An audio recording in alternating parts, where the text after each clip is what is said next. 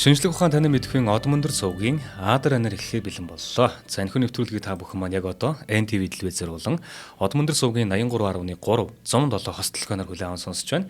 Энэхүү нэвтрүүлгээ маань ивент тэгчээр тогтвортой өсөлтийг тууштай байдлаар таны хөрөнгө оруулалтын зөвлөх Apex Capital болон эрүүл хүнсээр дэлхийг дайлан нураатай хушган брендийн хамт олон маань оролцож байна. Орой мэнд хүргэе. Зоримд ганушаа. За нэг 6 жилийн нэг юм болсон. 2018 онд гэсэн 3 дугаар сарын 20-нд Английн нэг Times гэдэг нэг сонин дээр нэгэн сонирхолтой мэдээлэл нийтлэгчээ. За 6 жил юм.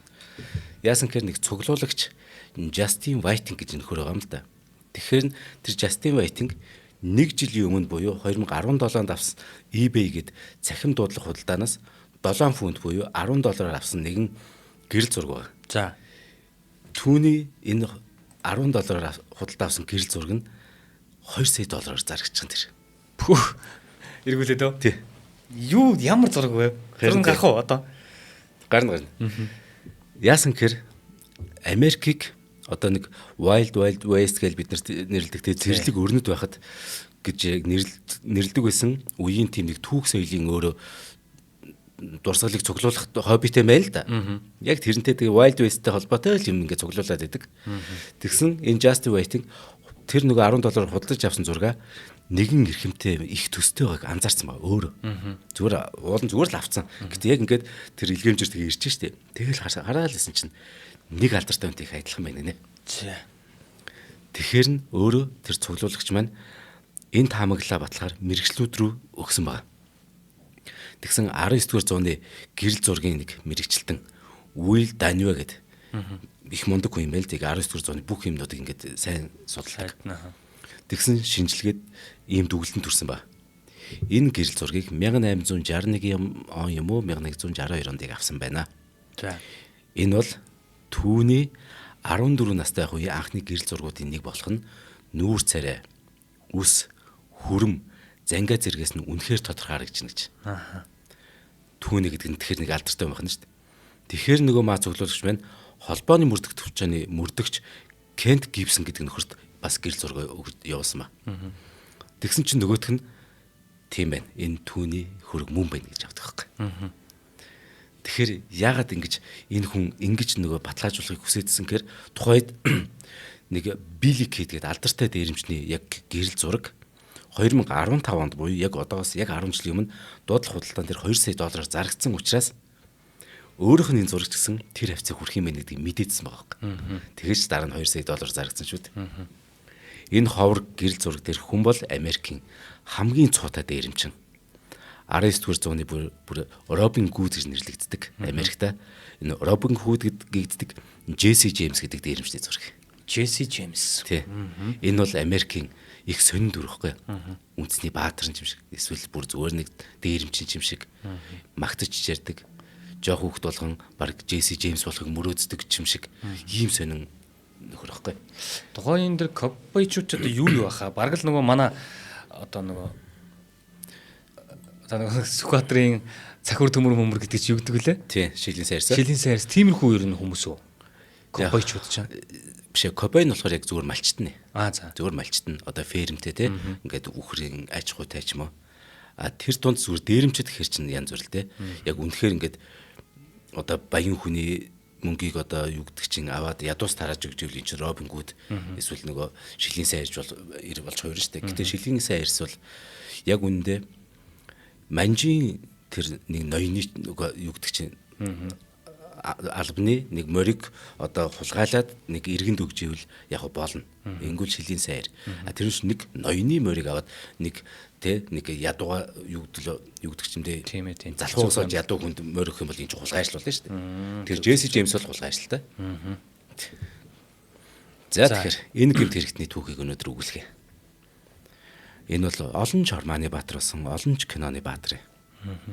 За Джесси Джеймс бол нэг баптист нэг ламын гэр бүлд төрсэн. Ээжтэй их хайртай, энгийн нэгэн цэнхэр нүцтэй хүү. Тэгээд яг тэр нэг одоо боолчлол те. Эсвэл тэр нэг үеийн нэг Америкийн иргэний дайны үед их орондоо өсөж том болсон л нэг хүүхэд байжгаад хожим нь дээрэмчин болсон ийм л түүх юм. Тэгэхээр за Джессигийн эцэг хоёр нь болохоор Кентаки төрсэн хоёулаа. Тэгээд 1841 онд хоорондоо танилцсан ба. Аав Роберт Джеймс нь болохоор Жоржтаун коллежид ээж Зирэлда Коул нь болохоор Лексингтон хотын ойрцоо католик шашны сургууль суралцдаг байсан ба. Тэгсэн аав нь болохоор Роберт болохоор өөрөө тийм нэг Англи Шотланд гаралтай их мундаг оюутан байсан ч гэсэн яаж яг нэг сонин царайтай царай муутай гэдэг юм уу. Тэг нэг ив хавгүй хөдөлгөөнтөөс болж байнга ингээд онгоонд орж явдаг. Гэхдээ Роберт өөрийг нь шоолохт болохоор гомддгоо.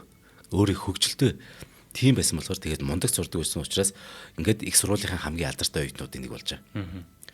Яг тэр үед нь Зирэлдач нөгөө одоо тий Джеймс ээж нь Зирэлдач гэсэн Роберт дурлаад ингээ 23-тай залуу 16 настай бүсгүйтэй удалгүй гэрэлж байгаа. За тэгээд тэр хоёр маань дараа жил нь Миссуригийн баруун хэсэгт орших. Тэр Зирэлдагийн гэрийнхэнтэй уулзахаар очиход нь тэр нөгөө Зирэлдагийн одоо гэрийнхэнд байгаа тэр орчин Робертт их таалагдчихгүй. Ямар гоё үржил шимтэй хөдөө нутг вэ гэд ингээ залуу хос тэнцэнээр намтрахаар л.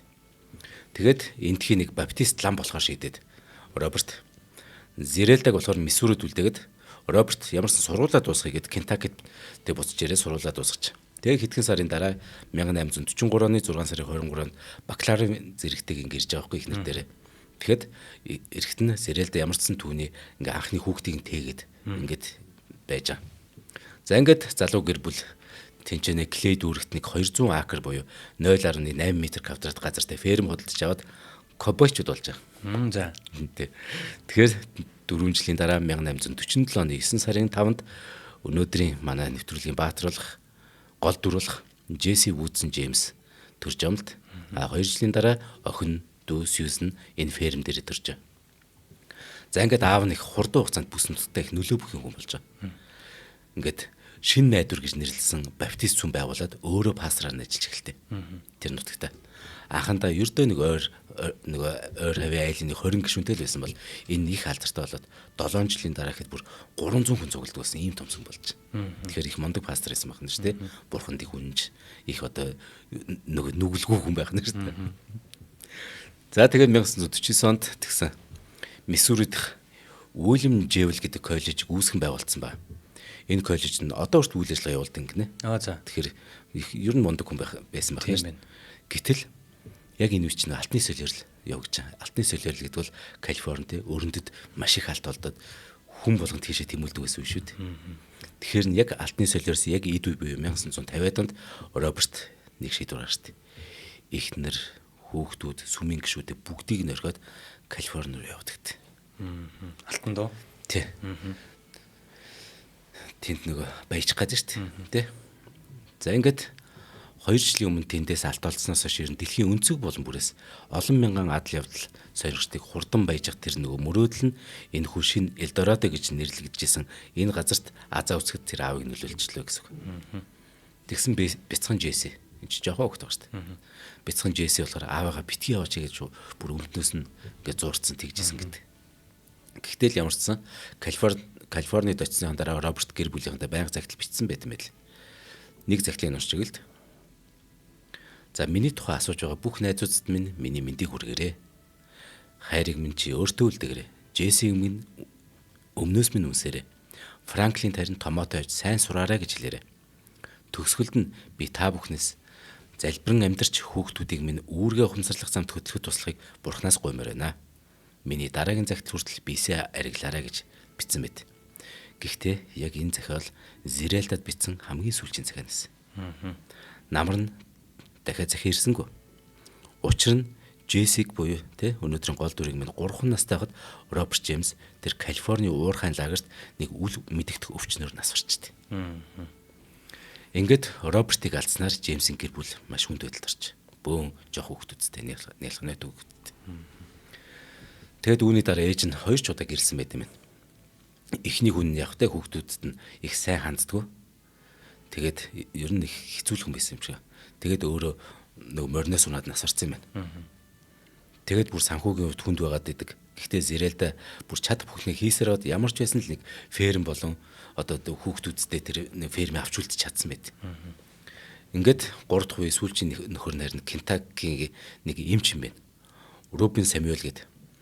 Тэр хүнтэй хоёулаа бүр гэрэлтийн гэрээ хийжиж гэрэлнэгээд ээж нь тэгж жагаад тий одоо санхүү мөнгөн дээр ингэ шүүжээд ямар ч гэсэн тэгэл нэг хүүхдүүдтэйгээ ферм дээр нэг үлдэж чадсан юм байна. За ингээд энэ нөгөө клей дүүрэгт амьдардаг гэж байна. Клей дүүргийн ой мод тал газар нь тэгэхээр одоо энэ Джеймсийн ах дүүсийн те тоглоомын талбай шиг байсан. Гэхдээ ер нь тэр чинь тэгэл яг кобой хөгдүүч штэ. Тэгэхээр хаасаг оймод тал нутгаар гүүж хараагаал тэгж тоглож байгаа штэ. Гэхдээ ер нь тэр үеийн ялангуяа тэр үеийн тэр бүс нутгийн амьдрал нэг сайн байсан ба. Тамхи осны урмал ихтэй эн чинь Миссури мөчөд тэгэхээр боочлол цэцэглэн хөгжижсэн гэсэн үг. За. Нөө иргэнийдээ арай болоог ба. 1850 онд гэхэд ер нь тэр Клэдвүрг гэдэг энэ жижигхэн газар ихэд 3000 шхан боол байсан. Бүр тэдний 3000 шхан боолын 6 нь Джеймсийн гэр бүл эзэмшдэг байсан. Тэгэхээр эдгэр чи бүр боолтой. 6 боолтой. Тийм ээ. Одоо нэг кобойд кино үзээд тахаар нэг юм тий өнгөд арьстай хүмүүс бас байж идэг шүү дээ. Яг хажууд нь байж Жанго өдр таралтай шүү дээ. Тэгэхээр эднийх ямар ч үсэн нэг боолтой л айл юм байна. 6 боолтой. Уул нь 7 боолтой байсан байна. Тэгсэн чинь нэг боолоо хамгийн яг залуу хүчрхэг боолоо аав нь зараад тэр мөнгөөр Калифорни явцсан байна. Тэгээ 6 боолт. Тэгсэн чинь 6 боолоос ганцхан насанд хүрсэн. Бас нөгөөдүүл нь хөөрхий хүүхдүүдээ. Тэгээд тэр нь болохоор Шарлотта гэдэг нэг бүсгүүл юм байл л 30 настай. Тэр нь болохоор яг гэрээ ажлыг хийн хүүхдүүдийг харах үүргийг хүлээсэн боол юм байна. За ямарс нэг амьдрал нэг иймэрхүү. За ингээд Джесси Джеймс баг залуунасаа ферм дээр өнгөрөөсөн их сайхан сэтгэлтэй одоо тэр ойрхон тэр хотын хүмүүсийн дунд их нэр үндэстэй хүүхд болж өсөж байгаа болно. Байнга сүмд явна. Бүр аав шигэ пастор болно гэж мөрөөддөг. Тэгсэн 1861 онд Америкийн иргэний танд ихтгэн тэр. Энд чинь те залуу хүүгүний бүх төлөвлөгөө нуруунж гин гэсэн үг байхгүй. Миссури мужид өөрөө болохоор хойд муж болохоор боолчлыг эсрүүсдэг. Өмнөд мужууд боолчлыг дэмждэг. Энээсээ болж хоорондоо байлж хаад Миссури муж яг голд байгаа байхгүй. Яа тийм үү. Тэгээ альч талд нь ороод ийгүү. Гэтэл 75% орчим хувь нь одоо нэгэнт өмнөдийн маягтай амьдардаг учраас хүссэн үсээгүй өмнөдийн талд орчих. Миссури муж. Ингээд холбооны ус болон нэгдсэн улсын хооронд хамгийн харгас хэрцгий мөрөлдөө яг энэ мужид өрнөдөг байхгүй хамгийн гол дайн. Тэрнээс хаа хамаагүй Нью-Йорк те тэнд болохгүй хаа хамаагүй бүр урд Техаст байлдахгүй шүү дээ. Энд чинь хоорондоо ингэж үзэлцэхээр Миссурид л байлдана гэсэн үг байхгүй яг энэ голд нь байгаа юм чинь. Тэгэхээр хамгийн аимшигтай зүйлсийг яг энэ ах トゥ хоёрын нүдэн дээр болж өнгөрч байгаа гэсэн үг одоо. Джесси насанд бага байсан болохоор ах Фрэнк Джеймс нь болохоор холбооны улсын цэрэгт хэлстэй. Ингээд 5 сарын дотор бүр 2 ч амар тулаанд ороод ахна. Тэгэд хажуугаар нэг хүнд өвчин тусаад цэргийн эмнэлэг твтээд тэг халагдчихтэй. Гэхдээ цэрэгт байхдаа ах нь ер нь морь хулгайлж болд юм байна. Ер нь хэнийг ч хамаагүй нөх өрөвдөлгүй алд сурцсан тийм ах болоод үрээд иртээ. Ер нь алуурчмыг. Тэгсэн чинь Миссуригийн энэ нутаг дээр болж байгаа энэ дайн чи өөр цуст харигслал хэрцгийлэн бүр тойм алддаг байхгүй. Бүр эрүүл саруул хүний зүр тойнд оронгүй тийм аимшигтай там болж хуурдаг. Тэнгүүд одоо нөгөө эн чинь нөгөө эмнэлэг твтэд эрүүл саруул болсон нөгөө Фрэнк ах нь хүсүсэг ахаад буцаад дайнд татагдан ордог байхгүй. Энд хүн болгон татагдан орно шүү дээ. За ингээд дайн эхлснээс 2 жилийн дараа буюу 1863 оны 5 сард Фрэнк өмнөдийн Уильям Кларк Квантрил гэдэг нэртэй партизаны бүлэгт элсэд орчтой.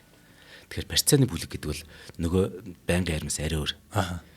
Одоо бид нар нөгөө хиний Мел Гибсний партизаны бүлгийг санаж байна.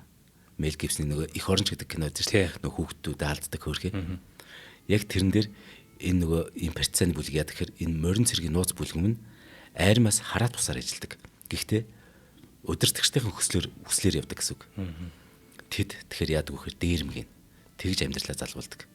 Тэгээд хамаатан садантаа бас тэгж тусалдаг. Энд дайнд бүхэн хэцүүцчихэд байгаа болохоор тэг дээрэмжт болж хувирдаг байхгүй. Яг үндэ их оронч дээр нэг л гоёор л гаргацсан болохсан. Тэ? Яг тэр ч гэхдээ иргэний дайн биш л те. Гэхдээ тэрнтэй их төстэй шүү. Ер нь тэгвэл удирдагч нарын заавраар гэх юм бол эн чинь үндсэн цэргээс гадна нууц ажлуудыг бас хийдэг те. Жохон муухай юмуд нь хийж явдаг гэсэн үг шүү дээ те. Нэг хог тоосон цэвэрлждэг те. Бас энэ бүлэг Канзас хотод болсон алгыг үлдэж 150 жирийн иргэдийг хөнөгчд. Тэгэхэд энд нь одоо тэр Джесси Джеймсийн ах нь яг энд зүгээр оролцоод хүн алал явж байгаа гэсэн үг. За ингээд 1863 онд Джесси дөнгөж 16 насыг хүрэх болоход нь нэгдсэн улсын цэргүүд нөгөө ах нь одоо энэ баг алуурчин болчиход шүү дээ. Тэгэхээр ахих нараа мөрөөр мөшгөж жагаад нууц бүлэглүүдийн талаар мэдээлэл хайгаад Джеймси яг ферм дээр нь хүрээд ирдэг байхгүй. Тэгээд цэргийнхэн Джесси Джеймсийг бүр зодоод танах ч мөн биз дээ. Фрэнк гэдэг үстэй тэр чинь ингээд аллах хийгээд яваад юм шүү. Чи хаана байг нь хэлгээд амар зодсон шүү дээ. Дараа нь гэр бүлийн занал хэлээд ээж нарт нь те. Тэгээд нэг хойд хэсэг нь байгаа шүү дээ хөөрх нэг те. Энэ нөгөөх нь модон дөлгөн үлгэрчдэг байхгүй. Тэгээ бүр ирүүдэн ингээд яргалж байцээд. Яг энэ явдлын дараа залуу Джеймсийн нөгөө гой пастор болох энэ төр мөрөөдөл нуруу унаж ертөнцийг үзэх үзэл нь тэр чигээр өөрчлөгдөж штэ. Хүчтэй нь хүчгүйгээ дээрлэгдэг энэ хорвоо дээр өрсөж алах нь хамгийн чухал юм байна гэдэг ойлголтыг энэ залуугийн тэрхэнд эргэл буцалтгүй суулгах штэ. Өгөгдөл юм гэдэг чинь угаасаа л тэгэл те бүх юм учиртай штэ. Тэгээд аавын хүүхдүүд орхиж явж байгаа үе хүртэл те хүүхдүүдийнхээ ирээдүйд нөлөөлж байгаа байхгүй. Харин. За нэвтрүүлгийн маань ивент итгэгчээр тогтвортой өсөлтийг тууштай байдлаар таны хөрөнгө оруулалтын зөвлөх Apex Capital ажиллаж байгаа.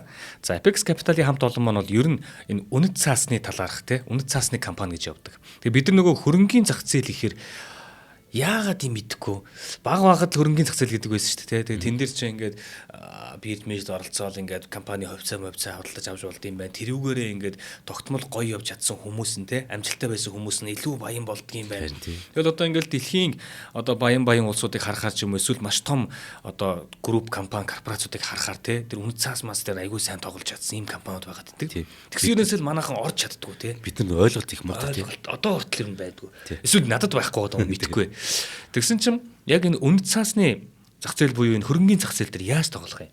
Энд чинь хичнээн төрлийн бүтээгдэхүүнүүд байдгийг. Юу тэн дээр байдгийг те хүн юуг нь ашигтай зүйл гэж авах ёстой ингэх мэтлэн.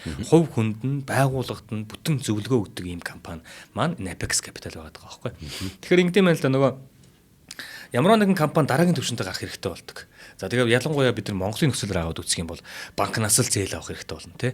Гэтэл банкнаас зээл авъя гэхээр компани төр чинь өндөр гардаг эсвэл хугацааны хувьд боломжгүй байдаг. Бас яг хүссэн дүнгээр гарахгүй тий. Тэгээд маш олон бичиг баримт шаарддаг мардаг гэх мэтчлэн. Тэгэн гутал компаниудад ер нь цааталт нь юу үлддэг вэ гэхээр хувь хүнээс зээл авъя. Хувь хүнээс зээл авчихар ч бас нөгөө өндөр хүмүүтэй болчихно эргээд эрсдэлтэй. Мэдээж хувь хүн ч гэсэн тийм мөнгө өгөх нь хэцүү те. Гэтэл өөрсдийнх нь тэр дахиж хөгжүүлэх гээд байгаа тэр зүйл дээр нь үнэхээр хөрөнгө оруулалт хэрэгтэй байгадаг. Тэр нь өөрийнх нь компаниг болон энэ нийгэмд дараагийн шат руу гарах юм мөн байгаад идэг. Тэрийг одоо яаж батлах юм бэ? Тэгэхээр бонд гаргаж болох юм байна. Бондыг гаргахын тулд компани яадаг вэ гэхээр энэ өөрөө ийм өгөөжтэй. Тэгээд ийм байд юма гэдэг тийм бүх юма баталгаагаа гаргаж өгөөд эсэмсэл бүх юма даана гэж бонд гаргах эрхтэй болдог байхгүй. Тэгэхээр бид нар нөгөө нэг төр засгийн маань гаргаж байгаа бондуудыг мэддэг шүү дээ. Гадаадаас хөрөнгө оруулалт татаад тэрнгээрээ одоо дараагийн зам байгууламжаа бүтээх юм эсвэл нэг том юм бүтээх гэдэг. Тэрнтэй яг адилхан жижиг сүүлбэр буюу компани бонд гаргах боломжтой болдог. Тэгэхээр таны өөрийн хэлсэн байгаа бизнес ч үгүй юм, стартап ч үгүй юм. Эсвэл таны компани дээр дахиад нэг юм хөрөнгө оруулалтын нөөц хэрэгтэй байгаад идэг. Таны өөрийн чинь хийх гээд байгаа тэр зүйл үнэхээр энэ нийгэмд болон өөрөө өгөөж нь болон компани чинь хөгжил хэрэгтэй байгаад идэг. Энийг баталж чадах юм бол та ямар байдлаар бонд гаргах юм бэ?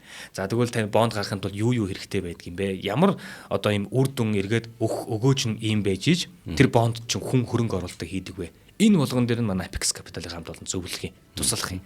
Эргүүлээд нөгөө хөрөнгө оруулалт хийж байгаа хүмүүсттэй та яаж энэ хөрөнгө оруулалтын зах зээл дээр зөв тоглох юм? Энэ бондод хөрөнгө оруулах гэж байгаа бол яаж оруулдаг юм? Тэрнээс ямар ашигаар авдаг юм? Таны оруулсан мөнгө чинь хэдэн жилийн турш төгжөөдэй байж байгаад яаж ингэж үр өгөөж өгдөг юм бэ гэх мэтчлэн. Хувь хүнд нь ч тэр бонд гаргаж байгаа компанид ч тэр бүгдэнд нь зөвлөгөө өгдөг ийм үнэт цасны компани бол манай Apex Capital-ийн хамт олон маань юм шүү. За тэгээд Apex Capital-ийн хамт олондоо та бүхэн маань 7510 75 тэгтэг 7510 75 тэгдэг гэсэн утсаар холбогдох боломжтой. Мөн дээрээс нь Apex цэг эмэн гэж байгаа. Энэ албан ёсных нь вебсайтаар ороод цахимаар бүртгүүлээд дотоодын болон гадаадын хөрөнгөний зах зээлтэй холбоотой мэдээллийг одоо 7 хоног тутам авч болно. Дээрээс нь Apex Trader гэдэг аппликейшн байгаа юм. Энэ аппликейшнийг суулгах юм бол та ингээл яг нөгөө хөрөнгөний зах зээл дээр энэ ямар хөрөнгүүд нөсөөд байна, ямар компани хөрөнгө өсдгийг, одоо аль бонд амжилттай явж байна те. Тэр болгоныг ингээд хараад үзээд ингээд төлбөр мөлөөр төлөхгүйгээр энэ болгоныг мэдээд их боломжтой. Ингээд та жилийн дараа гэхэд те өөрөө тэр зах зээлийг ойлгодог болцсон байна. Магадгүй нэмээд дэмжлэг авчих юм бол энэ зах зээл дээр яаж чадварлаг тоглож болох уу? Энэ зах зээл дээр яаж ашигтай амжилттай бондыг үүсгэх вэ гэдгийг мэддэг болсон байна л гэсэн үг. За 7510 75 тэгдэг гэсэн утсаар та бүхэн маань Apex Capital-ийн хамт олонтой маань холбогдорой. Баярлалаа та бүхэндээ. За баярлалаа. За од мөндөр ч гэсэн нэг өдөр Apex Capital-тай хамтарч байгаад нэр бонд босгож болох юм шүү Тийм, дээ. бидэнд дахиад дараагийн гоё юмуд байна. Тийм. Хэдүүлээ бүр өчнөө ямар гоё юм мөрөддөг л дээ. Тийм. За ингээд нөгөө ирээд маш их одоо тэр муухай зүйлийг харчиж байгаа шүү дээ. Ингээд эн чинь өшөө авах сэтгэл төрж штэ.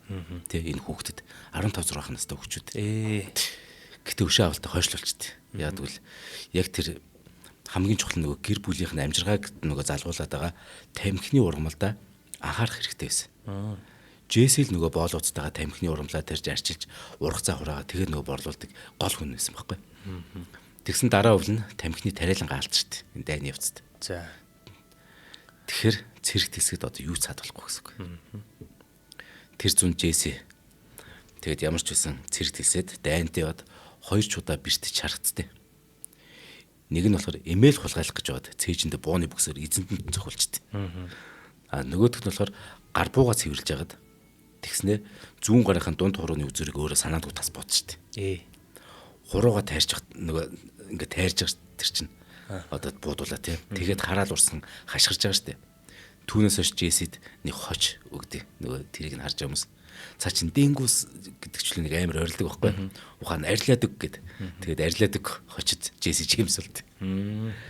За ямар ч намар нь ингээд Джесси ахынхаа хамт юу яд нэг зэрлэг баламдаараа цууд гарсан цуст Билли гэдэг хочтой Уильям Андерсны партизаны бүлэгт хоёулаа ах 2 хоёулаа орд. Тэдний ирчүүд нь дайсныхан хуйхыг хуулдгаар их алдартай байсан. Нөгөө Индиан чүчг тий. Андерсны цэргүүд болохоор Миссури мужийн Сентрали хотыг бүр цөлмөөд галт тэргээр ирсэн зэвсэггүй 24 цэргийг вагоноос чирж гарган хэрцгийгээр алснаар ингээ ах 2-ын хувь заяа нэгэн зүгт ингээ шуударч зүгээр алуурч талж гэсэн үг. Иргэний дайн төгсгөөс ганцхан сар өмнө нэгдсэн улсын морин цэрэг Джессиг буудаад хүн чархтуулчихдээ. Тэгсэн яг түүнийг үеэлдүн болох Зи буюу Зирэлда мим нь асран халамжладаг байхгүй. Ингээд бүр үхлээс авардаг гэдэг юм уу. Тэгэд яг энэ үед тэгэд тэр хоёр бие биендээ хайртай болоод тэгэхээр энэ аимшигтай энэ гачин балаа зүйлд нэг л гэрлэгээс нь энэ хоёр хайр цэцгэлээр. Ямар ч үеэлдэг ингээд хайртай болсон. За ингээд шархан гайгүй эдмэгцээ Джесси гэмт хэргийн жинхэнэ ажлын гараагаа эхлүүлдэг. Джесси Джеймс одоо 19 настай. Тэгэд 1866 онд анхны томоохон гэмт хэрэгтэй оролцолж байгаа. Клей Каунти дүүргийнхэн хадгаламжийн банкыг дээрэмдэд $60,000 аваачихдээ. Тэр үеийн 60,000 ч маш их мөнгө.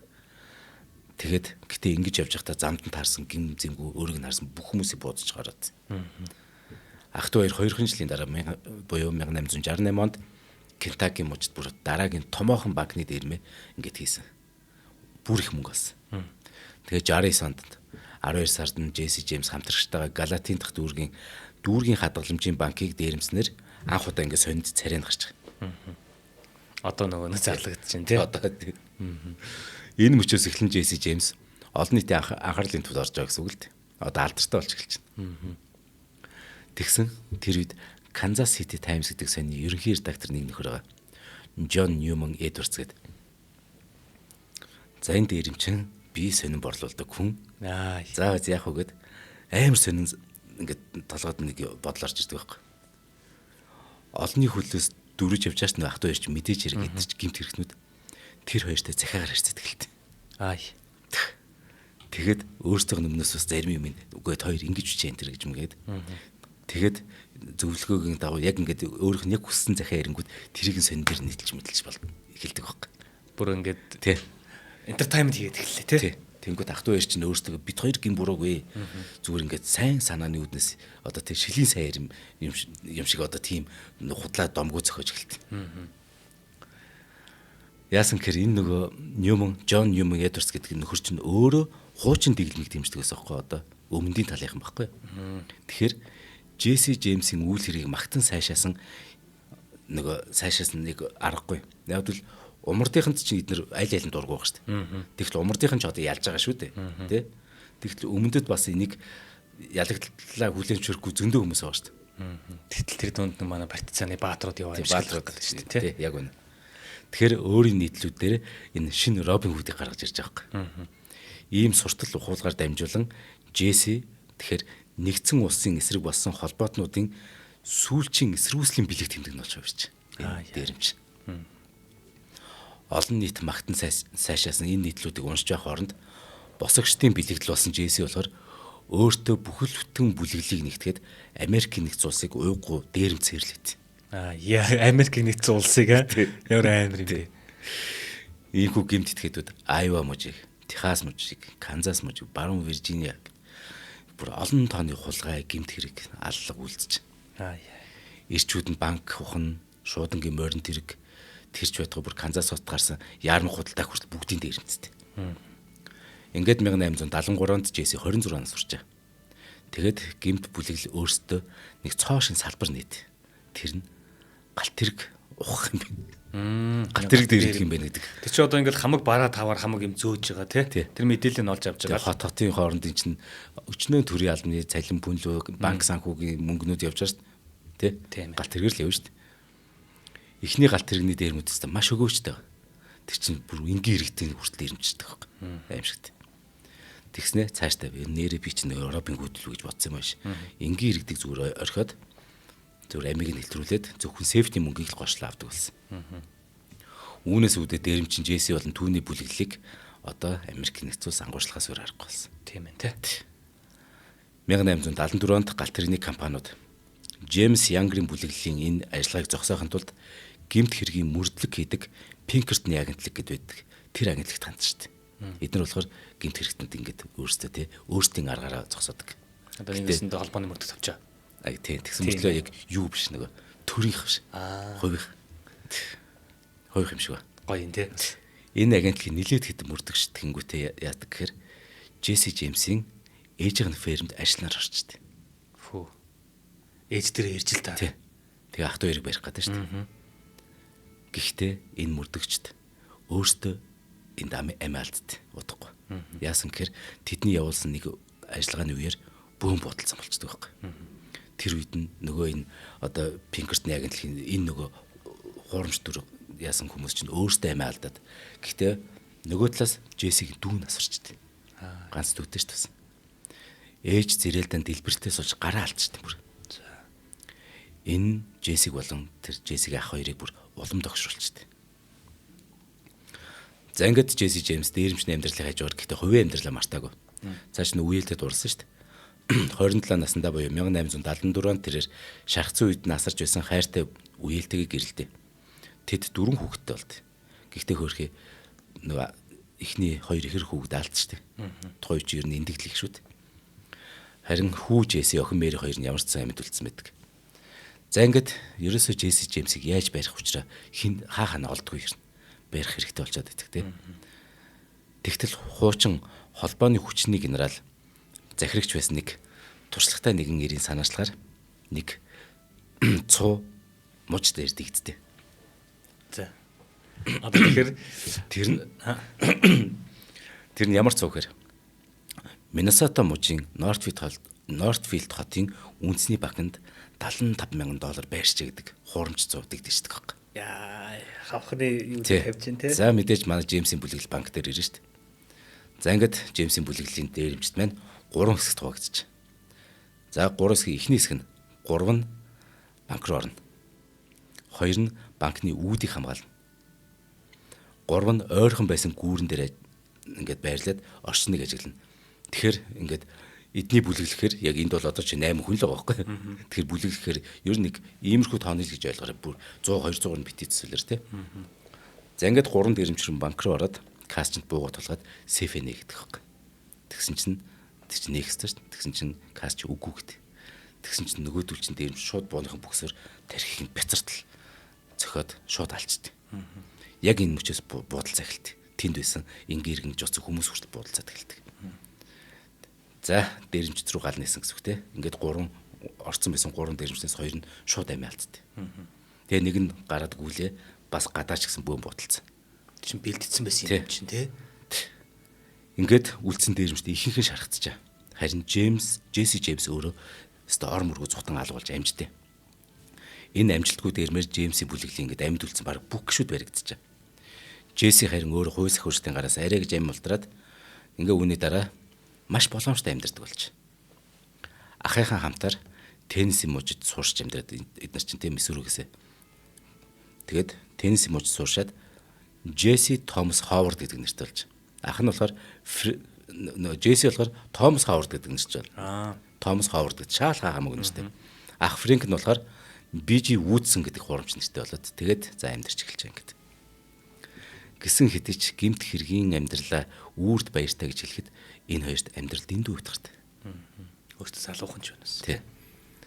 Тиймээс Джесси өөрийн бүлэглэлээ ахад шинэ хүмүүсийг исүүлж эхэлдэг. Шинэ гişүүд нь энгийн дээрэмжтэй.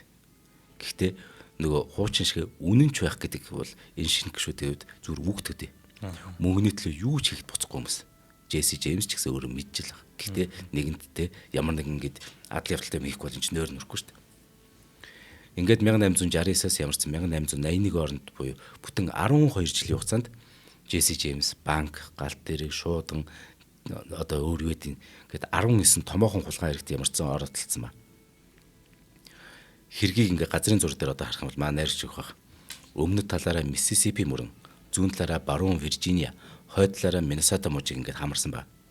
Эдгээр халдлагын үеэр бараг 20 хүн түүний дотор Джесси Джеймсийн 7 хамтрагч нас барсан ч гэсэн дээрэмчдийн бүлэгл хэрцгий үйлдэлүүд ингээд үржлүүлээл байсан гэсэн үг энэ бүс нутагт. Одоо бас яах вэ те? Ирэх хэрэгтэй үед энэ ч бүр шүдний хүчин боллоо шүү дээ. Ингээд ирэх хэрэгч болон хувийн мөрдөгчдийн Джесси болон түүний гэмт бүлэглэлийг барих орлого удаадаар бүтлгүүтэл байгаа.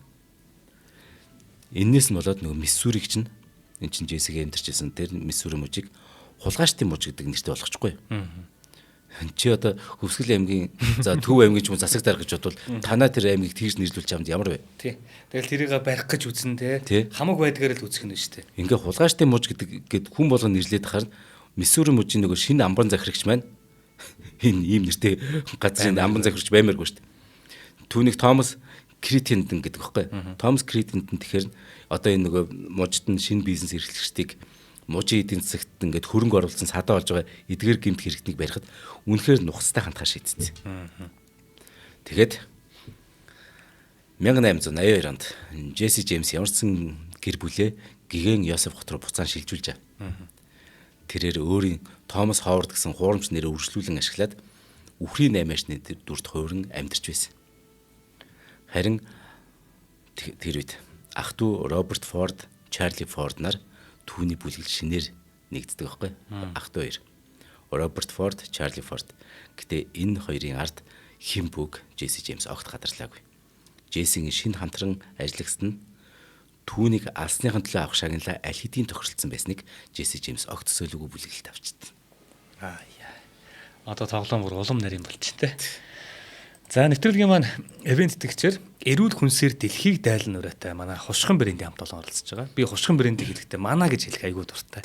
Энэ яагаад гэвэл Монголын үнэхээр сор болж чадах бүтээгдэхүүн юм байлээ. Тэгэд Хушган брэндийг би анх Хушган гэж сонсоход за ойлгомжтой хушны самар гэж бодож ирсэн. Тэгээд ер нь нөгөө нэг нэрийг нь би Хушган гэж сонсчод өөр ингээ манай ихнэр мөхнөр аваад идэг байсан юм байлээ л дээ. Тэгээ би мэдэхгүй. Тэгэл ингээ нөгөө нэг юм жижигхэн юм уутаа савлгаатаа самрууд байдаг болохоор ингээ идэл яваад байсан. Тэгэд тэгж жагаад яг тэр нөгөө сүүлд хоёлоо тэр нээлтэн дээр очиход энэ компани чинь би зөвхөн Хушгныг гэхдээ ийм амбицтай те ийм зорилготой ийм нэг технологи орчин үеийг ашигладаг компани гэж юусоо бодоагүй байхгүй. Хушны самрыг ингээд за ингээд цэвэрлээд те ингээд боловсруулаад авчиад өчтдөг юм байна гэж боддог байсан чинь эн чинь бүр давхар судалгаа явуулд юм бэл. Тэгээд бид хэдийн өдрөө очисон нээлтэн дээр чинь яг байгаль одоо зүүч гэх юм уу те одоо хуш мутыг судалдаг хүмүүс тэгээ аялдаг хүмүүс гээд маш олон төрлийн юм яг энэ бизнестэй холбогдох хэмжээний юм судалгаа хийдэг юм хүмүүс байгаа байхгүй. Тэр хүмүүсийн ярьж байгаа юм тайсан дарааж байгаа хэлж байгаа үг бүр нь ондоо. Одоо нэг аялагч маань те хэн бэлээ тэр аялагч маань одоо нэг аялын цагийг хийдэг байсан.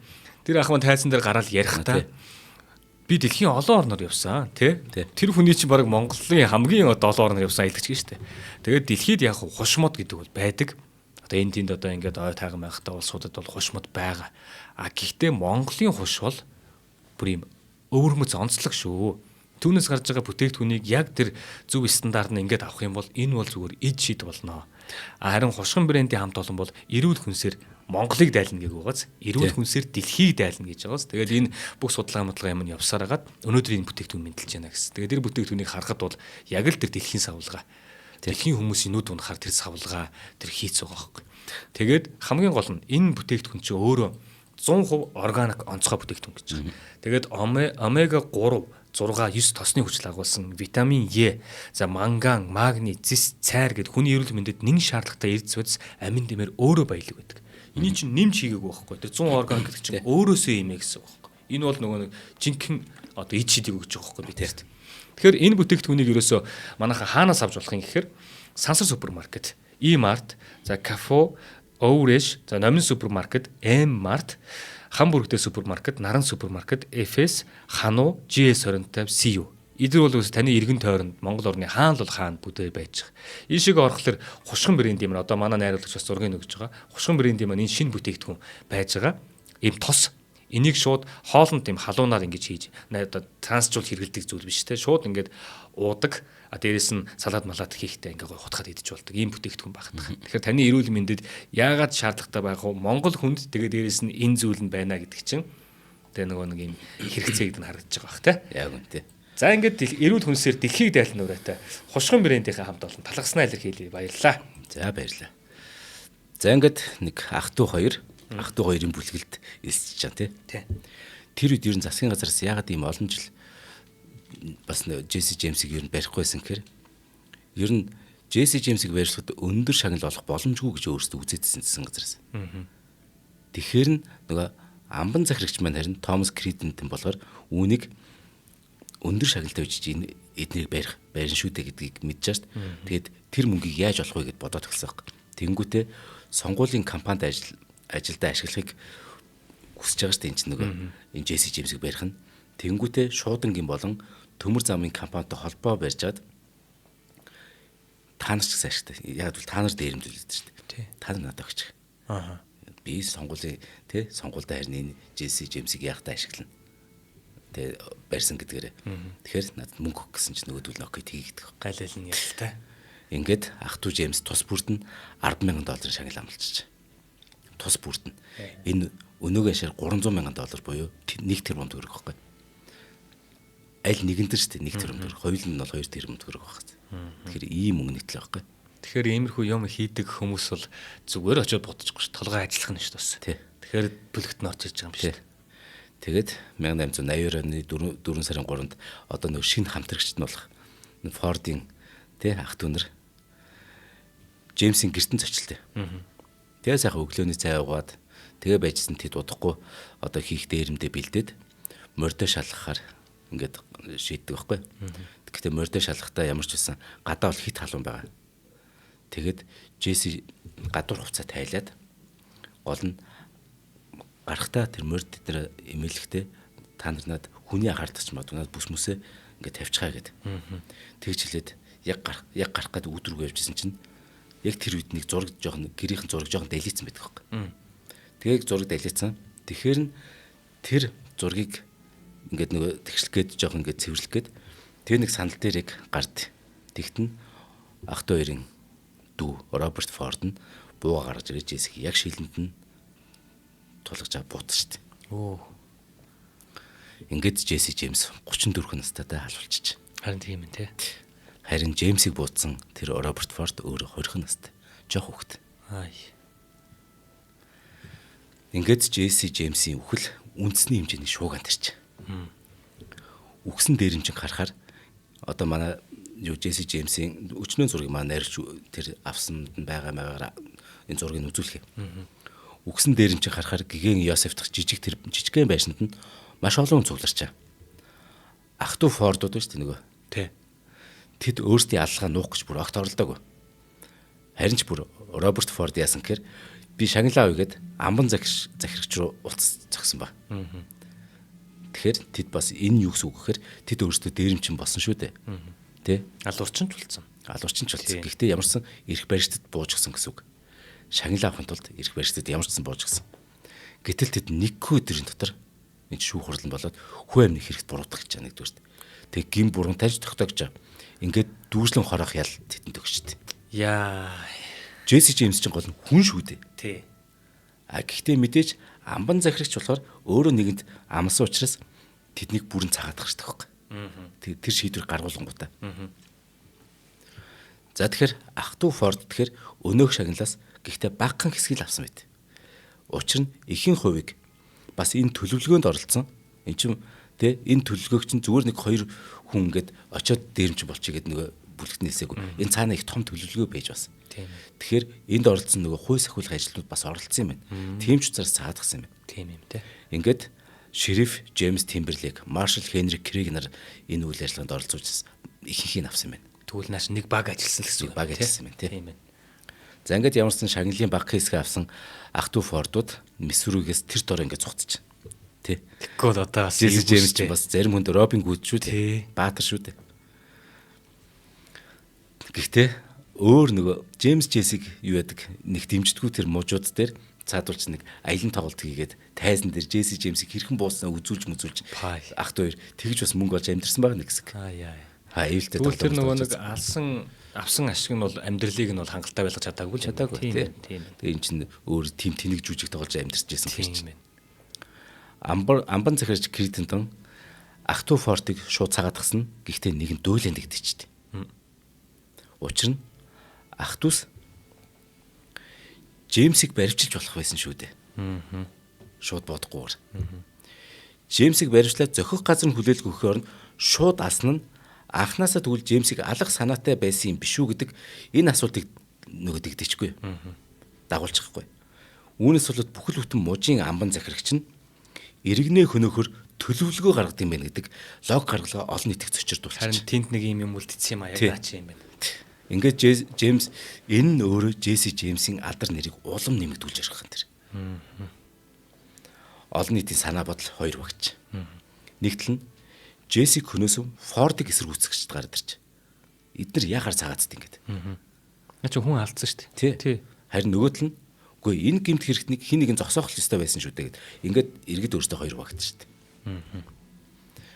За ямар ч тач тэгэд нас барсныхан дараа Джесси Джеймсийн нэр улам алдарч талсан. Ингээд зэрлэг өрнийн домогт баатар болж хуурч. Уран зохиол, театр, хөгжим, кинонд түүний дүр бүр ингээд нэмэлт хачиртайгаар одоо орж гэлээ. Давстайгаар. Тэгээд телевиз, радио, видео тоглоом, комик гэдтэй олон төрлийн хэвлэл мэдээлэл хэрэгслэр гарснаар Америкийн үндэсний баатар болж хуурч. Тэгээ эн чинь нөгөө нэг аав ээж нь тэгж ярьдаг байгаа л домог мэд сонсогдвол те бөөнөрөө ингэж ярьдаг байж байгаа л үр хүүхдээ нэг ярьж игэл тэрийг ганц нэг үлдээж байгаа л тэгэл тэрний үр хүүхдүүд сонсч ирсэн тэр домгийг чинь барьж явсаар байгаа л ном зохиол юм уу кино мөн өвтөлөл бол гаргаад ирж байгаа шүү дээ те бүр нэг гачин юм байдаг шүү дээ 9 дугаар сард Миссури мужийн жил бүр Джесси Джеймсийн дурсгалыг үндэслэх наадам зохион байгуулалт уламжлал одоо байдаг шүү дээ. Түүний амиа алдсан байш нь одоо музей болсон. Джесси Джеймсийн амьдрал бүр хитэн 10 киноны сэдв болцсон явж. Бүр ийм нэртэй кинод шүү дээ. Хулчгар Роберт Форд Джесси Джеймсийг алсна гэдэг 2007 оны кинод шүү дээ. Джесси Джеймсийн дүртгийн тоглосон гэж Брэд Питт. Яа. Бүр 2007 онд тэгэхээр чинь бүр саяхны шүү тий. Джесси Джеймс ч бүр ингэтлээ бүр тий. Уул нь ингээд 100 дамжсан бодгод зүйлс алуурч юм шүү дээ. Дээрэмжил хүн шүү дээ. Тэгээ одоо тэднэрт нэг юм үлдсэн л байна да. Америкт тань тий.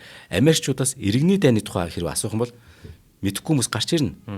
Харин Джесси Джеймсийн талаар асуувал мэдэхгүй юм байхгүй Америкт. Энэ тухай Америкчууд өөрсдөө ингэж хэлдэг. Хүүхэд байхдаа нэгэн өглөө Джесси Джеймс болон сэрхийг мөрөөддгүй Америк хүн нэгч байдгүй гэдэг. Ингэж ярьдэн шүү дээ. Даанч энэ их алдар яг хэрэгтэй хүндээ даанч яг энэ их алдар нэр нь хэрэгтэй хүндээ даанч хүрээгүй. Тэр нь түүний бэлэвсэн гэр. Их нэрээ тий.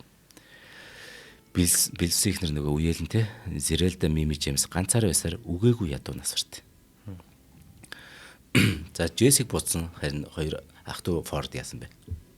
Тэдний амьдралч ашгүй сайхан болоог. Ер нь бүгд нэг ашгүйч байгаа. Нөгөө Джесси Джеймсийг би зөвтгөж байгаа юм биш үү. Гэхдээ эдгээр ч бүгдээрээ л нэг сонин нэг дээрэмжтэй байдаг шүү дээ. Кармаар яваад шүү дээ хэрэг те. Ах Чарли Форд нь болохоор тэр үед сүрээ тусчихсан. Тэр нь бүр хүндэрчихсэн. Үүнээсээ болоод бүр морфин донтсон. Тэгээд 2 жилийн дараа энэ нөгөө өвчин чинь өөрийг нь шаналгаад ирт. Тэнгүүтээ Миссури мужийн Ричмонд хотод өөрийнх Америк орчт. Харин Джеймсийг араас нь буудаж хүнөөсөө Роберт Форд болохоор Колорадо мужийн Крит хотод майхны салон ажилладаг тим бизнес гэдэг амьдрал нь. Тэр салонд нь нэг өдөр Эдвард О'Келли гэдэг нэг залуу орчт. О'Келлигийн тархинд нэг бодол маш удаан оршиж байсныг Роберт Форд хэрхэн мэдгүүлээд Эдвард Окелли юу бодсон гэхээр Джесси Джеймсийг хөнөөсөн гэр алдартай болсон юм чинь Джесси Джеймсийг хөнөөсөн гэрийг хөнөөвөл бас л алдартай болох юмсан гэдэг бодол олон жил эргэлцсэн байна. За. Тэр нэг ингээд шүтэний алдаг шиг тий. Джесси Джеймсийг яг амиа алдснаас яг 10 жилийн дараа буюу 1892 оны 6 дугаар сарын 8-нд Эдвард Окелли гэгч Роберт Фордын салон руу орж ирээд "Сайн уу Боб" гэж хэлэнгүүтээ шууд хоолоор нь бутшд. Ийхүү Джесси Джеймсийг алснаасаа яг 10 жилийн дараа тэрээр өөрөө бодулж өгч. Хөргээд 30 настаар бас өнгөрч чинь тий. Яг л яг өөрөө яаж алсан яг тэр алгаараа өөрөө алуулж шít. Тэгсэн түүнийг асан Окелли тэгвэл алдарсан уу гэдэг асуулт. Энд ч одоо юунаас өнгөрсөн бохоо тий. Келлид бүх насаар нь хойрох хэлв гэж. Тэгэж. Одоо бол өршөөл байхгүй шүү дээ. Тий. Тэгсэн чинь түүнийг суллахыг хүсэн 7000 хүний гар үсэг цуглах шүү дээ. Яг гэвэл Джесси Джеймс ч баатар байгаад шүү дээ. Тэгэхээр Роберт Форд ч болохоор дайсан болчиход шүү дээ. Тийм байна тий. Тэгсэн 7000 хүний гар үсэг цуглахгүй. Бүр гачи болчиход. Тийм ээ. Тэгэд бас эрүүл мэндийн байдал нь ч нэг сайнгүй. Тэгэхээр нь ямар ч ялыг нь хөнгөрүүлчих. Бүх насаар нь хойрох хэлвэсэн бол хөнгөрүүлээд. Ингээд Колорадо мужийн амбан захирагч энэ чинь 1892 онд майханд нь буудаж шít. Тэгсэн 1902 онд яг бас л яг 10 жилийн дараа 10 сарын 3-нд түүнд өршөөл үзүүлж. Ингээд Роберт Фордыг хороогоод 10 жилийн дараа шоронгоос суллагдсан юм шиг. Нэг 10 жилийн давтамжууд. Роберт Фордын шарил дээр нь гэхдээ нэг үг үйт. Роберт Форд гингүүтээ доор нь Тидоноос Тидон гэж он байгаа шít. Тэнгүүд доор нь их сүрлэг шарилын чулуутай шít Роберт Форд. Джесси Джеймсийг буудсан хүн гэдэг тэрийг амар хүчсэн мэт. Баатар. Тэр удлаар бол баатар гэдэг байгаа шүү дээ. Харин нөгөө дээрэмчин Джесси Джеймсийн шарил ямар гэдэг вэ гэхээр одоо манай найрч өгн ээж нь хажууд нь зогссон нэг ийм дэшиг ийм шарил байгаа. Тэгээд ингээд нэрийг нь бичсэн хайртай аав ээж хоёрын хайрт хүү тэгээд Джесси Джеймс гэд бичсэн он байгаа. Тэрнийхэн доор нь гэхдээ харин нэг ийм бичсэн мэт. Энд нэрийг нь тавихын ч зохисгүй урвагч хулчхар ирийн гарт амиалцсан хайрт хүүгийнхэн дурсгалд гэдэг ийм бичигдэх байхгүй. Нэрийг нь тавих зохисгүй гэдэг нь Роберт Форд хэлж байгаа байхгүй. Тийм ээ. Тэгвэл Роберт Фордын гарт амиалцсан Джесси Джеймсийн дурсгалд гэж болохгүй байхгүй. Тэгэхээр энд нэрийг нь тавих зохисгүй урвагч хулчхар ирийн гарт амиалцсан хайрт хүүгийнхэн дурсгалд гэд ээжийнхэн тэр үг сэлэгдүүлээд ээж нь тэр зураг авахулсан байна. Тийм байна. Тэгэхээр энэ юу юм байна л да? Тийм биз дээ тий. Энэ нөгөө ард түмний талаасаа бодглохлоор баатар нь байгаад идэг баг тий. Тэгээд нөгөө нэг төр засаг талаас нь болохоор дайсан байгаад идэг тийм л юм байна л да. Тэгээд нэрийг нь дурсах хэрэггүй урвагч ирийн гарт амиа алдсан гэхээр тэр чин ард түмнээс урвсан юм шиг бас болгох гээд байна шүү дээ тий. Урваад Джесси Джеймсийг алдсан юм шиг болгох гээд байна шүү дээ. За тэгэд нэг ийм нэг сонин хачиргалтай баатар болж хуурсан нэг дээрэмчний тухай түүх өгүүлэхэд юм байна. Бид хэд өгөөсөө яахгүй л дээ. Америк хүн биш учраас яг энэ сүнсээр ойлгохгүй л дээ тий. Яг тэр яагаад энэ юм нэг юм дотор нэг юм үлдээ тэгээ тэр ингээд олон хүний зүсгэлд дамжаад кино улам юм ингээд гараад улам модул яваад байгаа. Бид нар нөгөө нэг манжуудын дарлаас одоо манжуудыг одоо дагсан одоо ноёдуудын ч байд юм уу те эсвэл тэр хөрөнгийг аваад үнэхээр ядагдсан байгаа дээрлэхүүлж байгаа тэр хүнд авчиад өгч байгаа энэ хүнийг бол шилийн сайн хэр гэд бид нар бол баатраар харна штэ баг одоо энэ нөгөө том одоо нөгөө шилийн сайн хэрсүүд шүү дээ те тэднийг болохоор ард түмэн болохоор баатар гэ хараад те яг ясам дээрээ тухайн үедээ байсан хүмүүсд бол нэг засаг хийх гэдэг тэр нэг юм тогтоочих гээд нэг юм дийлддэг нөхөр байгаад идэг бол энийг зогсоох ёстой гэж харна штэ. Тийм гэхдээ яг энэ дээр яг нэг зүгээр чин үнийг хэлэхэд монголчууд эртнээсээ малын хулгайчдад хизээж дург байсан. Эртнээсээ дург байсан ш.